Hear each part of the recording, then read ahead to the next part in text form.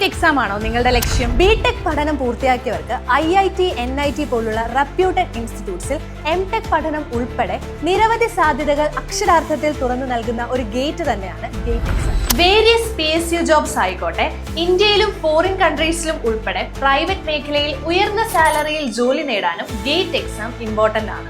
സ്വപ്നം കാണാൻ പൈസ വേണ്ടെന്ന് പണ്ടാരോ പറഞ്ഞിട്ടുണ്ട്.